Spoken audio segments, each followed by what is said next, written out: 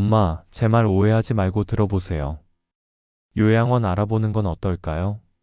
제가 미리 몇 군데 알아봤는데 시설도 괜찮더라고요. 요양원? 멀쩡한 내 집 두고 왜 남의 집으로 가야 하는데? 솔직히 이 집은 엄마 혼자 쓰기엔 너무 커요. 이 집 전세 놓고 전세금으로 요양원비 내면 충분할 것 같아요. 거기서 남는 돈은 저희가 잠깐 애들 학자금으로 쓰면 되고요. 뭐라고? 내가 너희 키우고 대학까지 보내느라 내 청춘 다 바쳤는데 이제 조금 아프다고 내 집까지 뺏겠다? 뺏는 게 아니라 솔직히 저희도 부담이에요. 애들 학원비도 많이 들어가고요. 내가 언제 너희한테 손 내밀고 부담 준 적이니? 아플 때도 혼자 참고 힘들 때도 혼자 견뎠어. 그건 엄마의 선택이었잖아요. 월 300만 원이면 전문 인력이 돌봐준다는데 전세금 이자만으로도 요양원비 감당돼요. 내가 듣고 싶은 말은 그게 아니야. 거기 가면 얼마나 자주 보러 올 건데? 매주? 아니면 명절에만? 일단 가보시고요. 저희도 바빠서 시간 날 때마다 가려고 노력은 할게요. 그렇게 걱정하실 일 아니에요. 그래. 결국 그거구나. 저는 그 순간 깨달았습니다. 내가 평생 상담해 주던 어르신들이 하소연하던 그 말, 처음엔 자주 오겠다고 약속하더니 결국 명절에도 안 오더라. 그 말이 이제 내 현실이 되어 돌아오고 있었습니다. 안녕하세요. 저는 성남에 사는 이정희, 올해 69입니다. 평생 사회복지사로 수많은 어르신들의 사연을 들어주고 상담해 왔지만 정작 제 노후는 이렇게 흔들리리라곤 생각하지 못했습니다.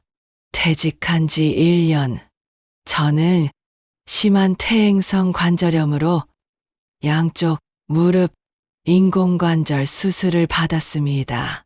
그리고 그 이후 자식들의 눈치를 보며 하루하루를 서럽게 견뎌야 했습니다. 요양원 월 300만 원, 간병인 월 500만 원, 그리고 자식들과의 동거는 눈치와 서러움뿐. 이 모든 선택지, 저는 받아들일 수 없었습니다. 그러다 알게 된 놀라운 사실이 있었습니다. 한 달에 300만 원이 넘는 요양원 비용이 고작 20만 원으로 해결될 수 있다는 것. 오늘 저는 제 경험을 통해 노후의 자식들에게 짐이 되지 않으면서도 당당하게 살 수 있는 방법을 말씀드리려 합니다. 잠깐 구독과 좋아요를 누르셨나요? 제게는 정말 큰 힘이 됩니다. 누르셨다면 이야기를 이어가도록 하지요. 퇴직식 날 복지센터 원장이 제게 꽃다발을 건네며 말했습니다. 이정희 선생님, 30년 동안 정말 고생 많으셨습니다. 앞으로는 여행도 다니시고 하고 싶던 취미도 즐기세요. 그 말에 저는 그저 웃으며 대답했습니다. 그러게요. 이제는 제 인생을 좀 살아야죠. 하지만 속마음은 달랐습니다. 앞으로 뭘 하며 살아야 할지 뚜렷한 계획도 없었습니다. 아프지만 말자. 그거면 됐지. 그게 제 유일한 바람이었죠. 그런데 세상 일은 마음대로 되지 않았습니다. 퇴직한 지 1년도 안 돼 무릎이 아프기 시작했습니다. 처음엔 나이 들면 다 그렇지 하고 넘겼습니다.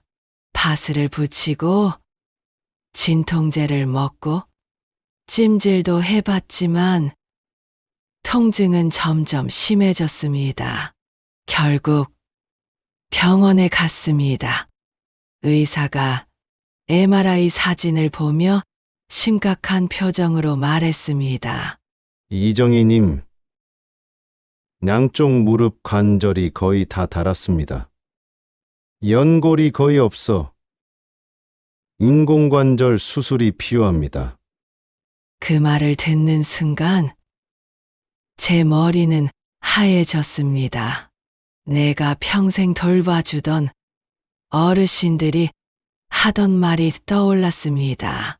김 선생, 내가 환자가 될 줄 몰랐어. 이렇게 무너질 줄 몰랐어. 이제 그 말이 제 이야기가 된 겁니다. 수술은 성공적이었지만 재활은 너무 힘들었습니다. 화장실 가는 것조차 누군가의 도움이 필요했고 혼자 일어서는 일도 쉽지 않았습니다.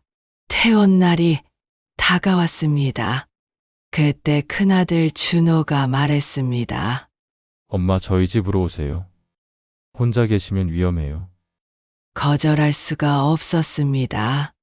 저는 혼자 아무것도 할 수 없는 상태였으니까요. 처음 일주일은 괜찮았습니다. 아들도, 며느리도, 손주들도 저를 반갑게 맞이해 주었죠. 엄마, 저녁 드셨어요? 어머니 무릎 괜찮으세요? 저는 눈물이 날 만큼 고마웠습니다. 하지만 그 평화는 오래가지 않았습니다.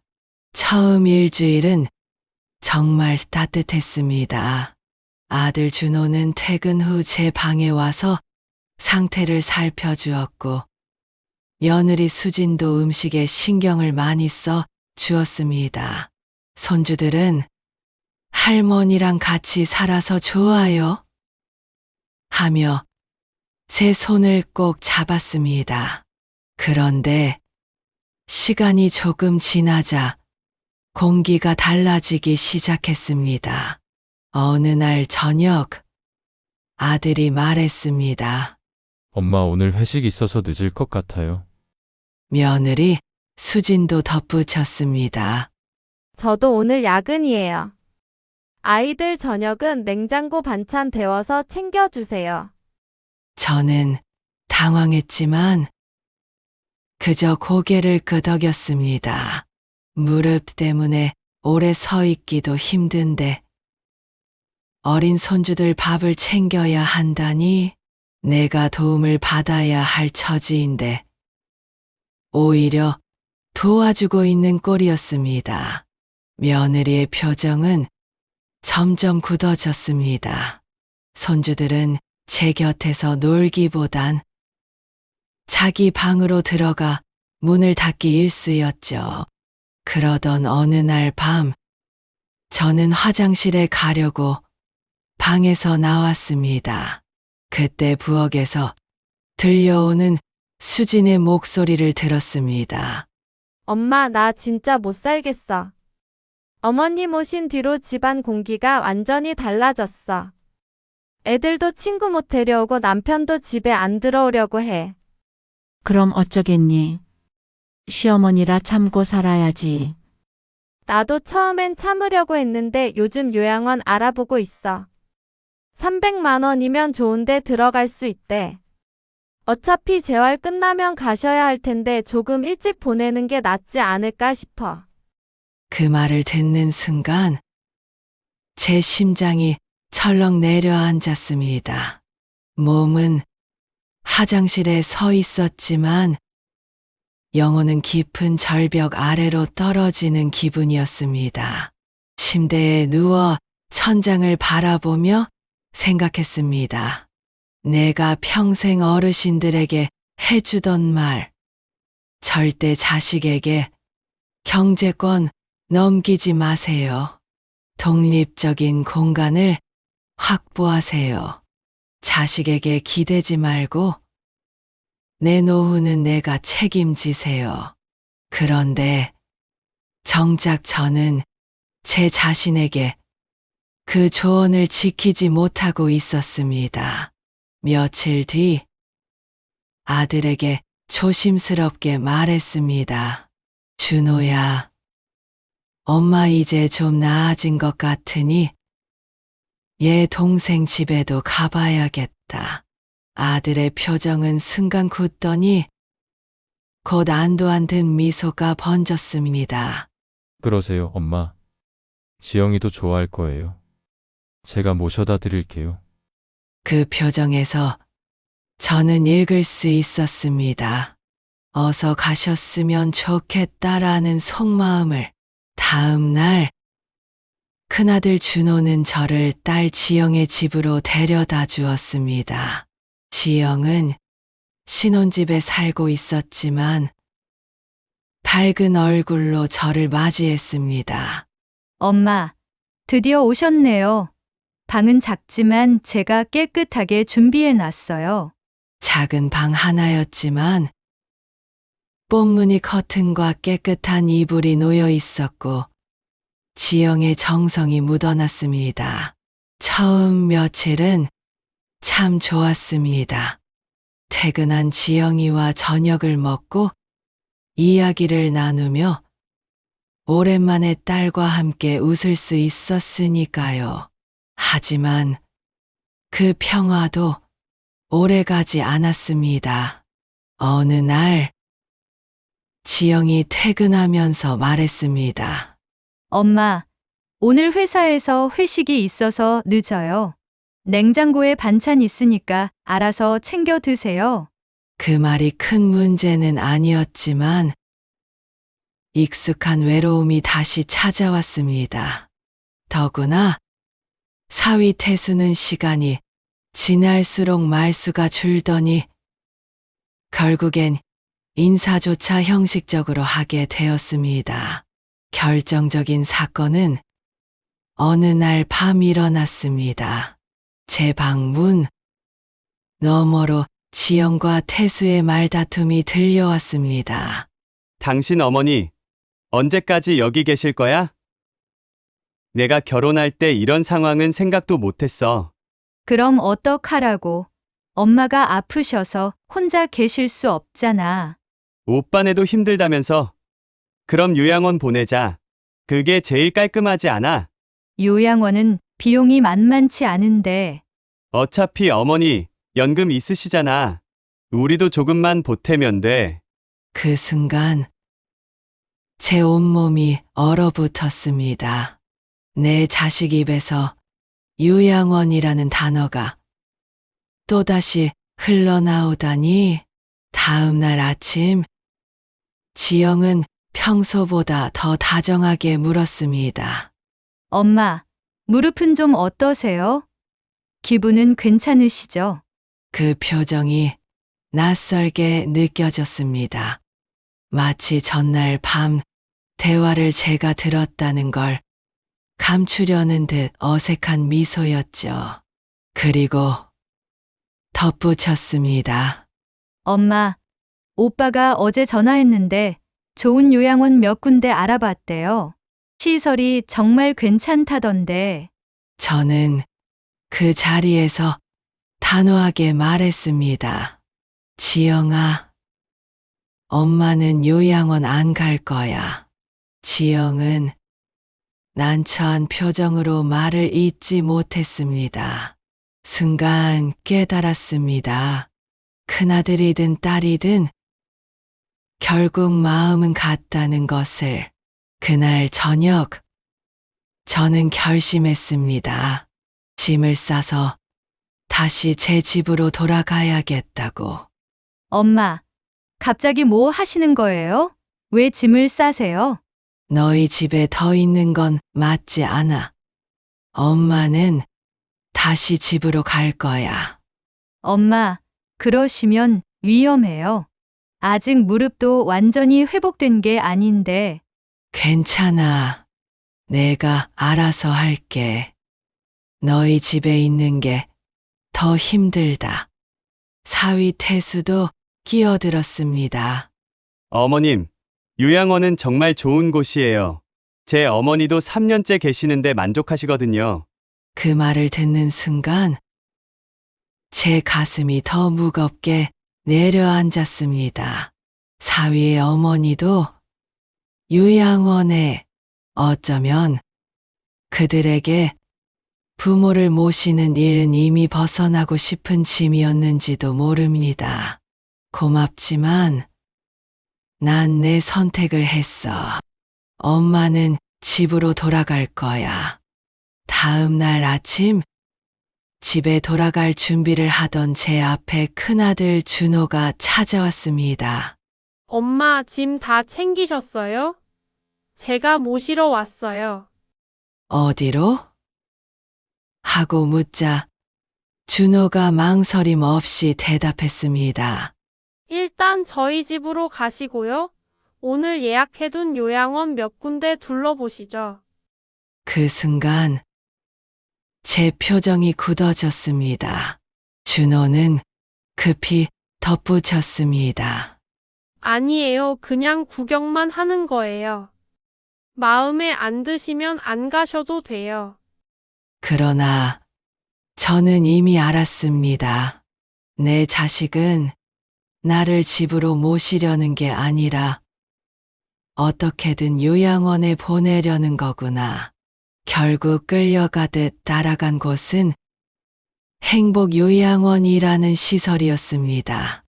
외관은 호텔처럼 화려했고 로비는 꽃으로 가득했습니다. 직원들은 모두 웃으며 저를 맞이했죠.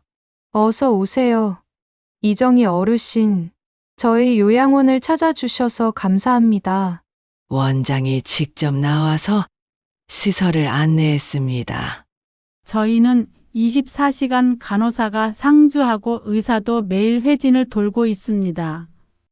식사는 영양사가 개별 건강 상태에 맞게 조리하고 있고요. 활동실에서는 매일 다양한 프로그램이 진행됩니다. 확실히 시설은 훌륭했습니다. 넓은 방, 깨끗한 화장실, 따뜻한 조명, 겉모습만 보면 호텔보다 더 좋아 보였습니다. 그러나 제가 사회복지사로 일하며 수없이 보아온 눈빛이 있었습니다. 휴게실에 앉아있는 어르신들의 눈빛. 그 눈은 너무나 공허했습니다. 몸은 편할지 몰라도 마음은 전혀 편하지 않은 눈빛이었습니다. 그곳에서 뜻밖의 사람을 만났습니다.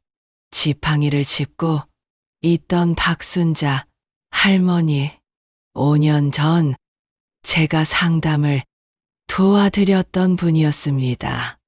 어머, 이정희 선생님, 설마 여기까지 오셨어요? 아니에요.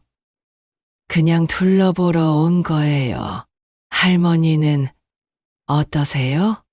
할머니는 주변을 둘러보고는 작은 목소리로 말했습니다. 처음엔 괜찮았어요. 깨끗하고 밥도 잘 나오고 그런데 자식들이 점점 안 와요. 처음엔 일주일에 한 번씩 오더니 이제는 명절에도 잘 안 와요. 그리고 여기 생각보다 감옥 같아요. 몇 시에 일어나고 몇 시에 밥 먹고 몇 시에 텔레비전 보는지 다 정해져 있어요. 내 마음대로 할 수 있는 게 하나도 없어요. 할머니의 눈가에 눈물이 맺혔습니다. 제발 이정희 선생님은 여기 오지 마세요. 아직 선택권이 있으실 때 다른 방법을 찾으세요. 그 순간 저는 확신했습니다. 아무리 좋은 시설이라 해도 나는 여기서 살 수 없다고. 비록 간병인을 쓰는 것도 자식들과 함께 사는 것도 쉽지 않지만 적어도 내 자유와 존엄은 지키고 싶었습니다. 준호야, 엄마는 요양원 안 갈래. 엄마 왜요? 시설도 좋고 안전한데. 시설이 문제가 아니야. 엄마는 여기서 살 수 없어.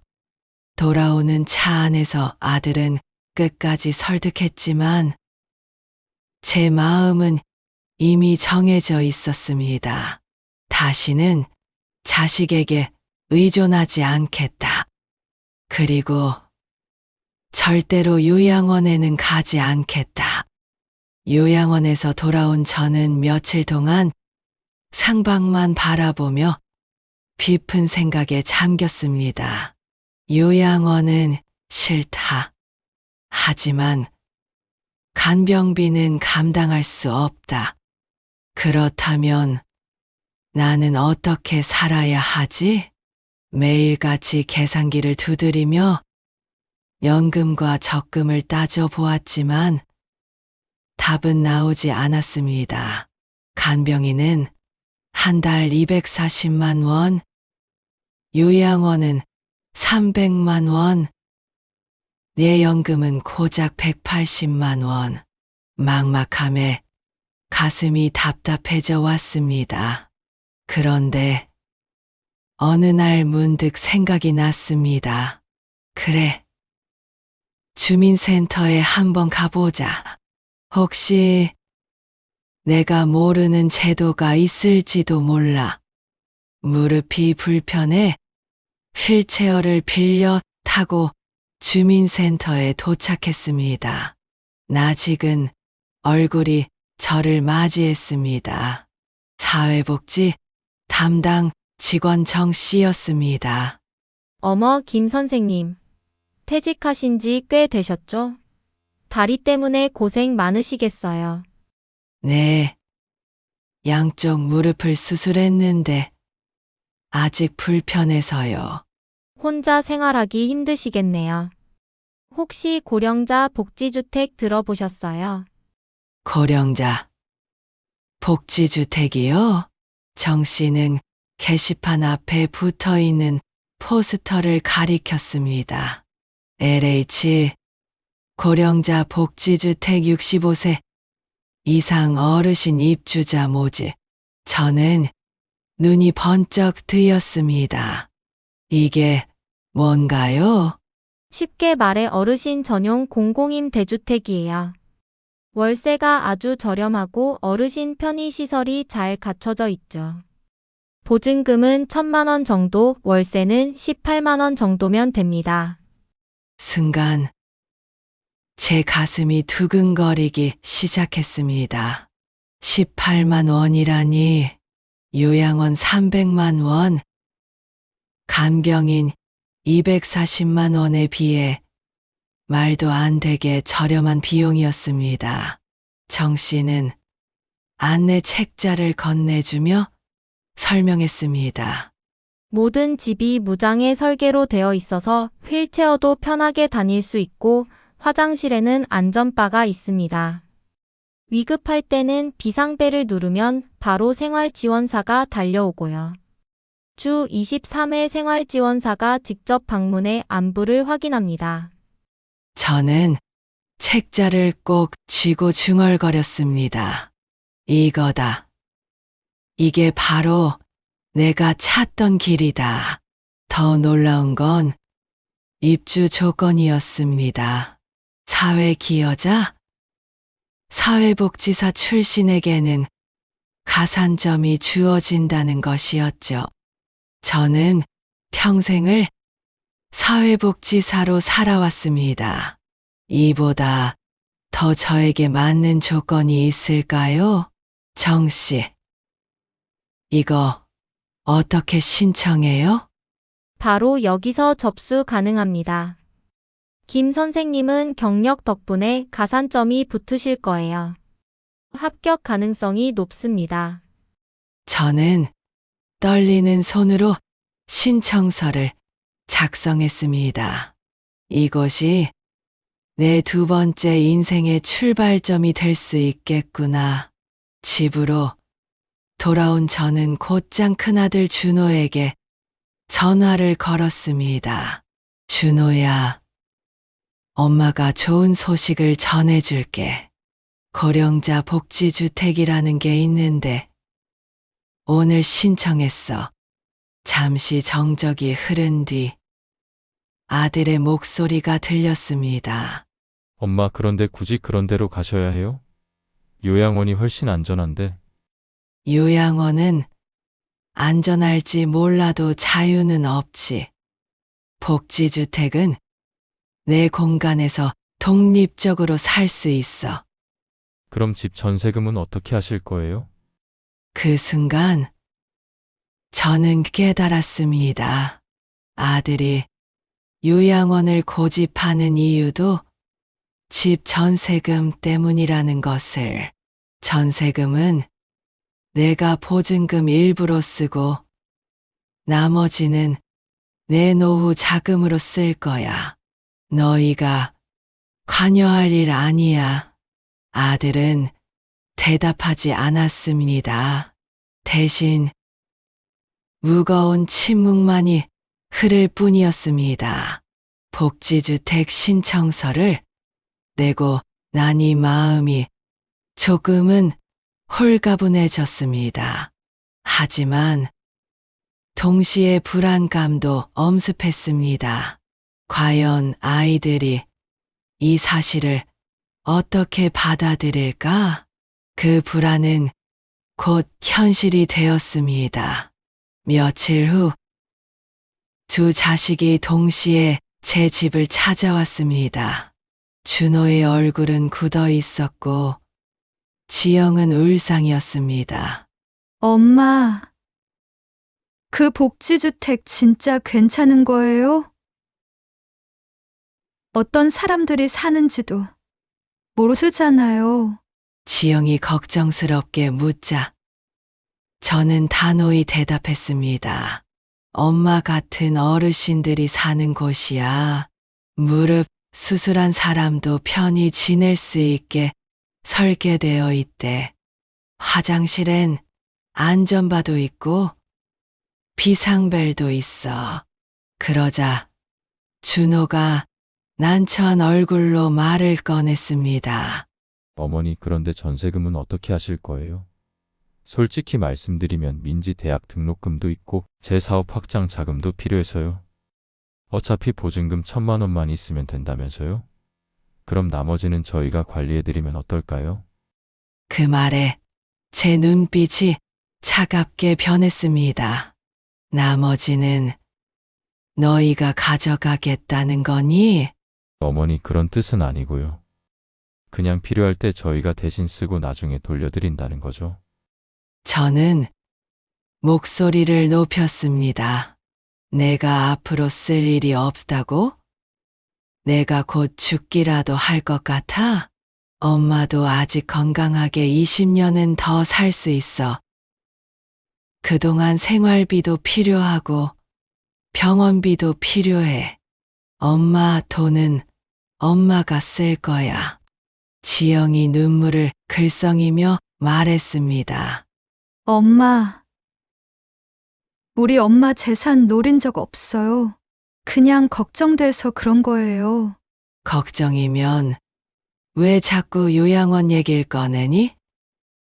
엄마가 30년간 요양원에서 어르신들 상담하며 뭘 느꼈는지 몰라?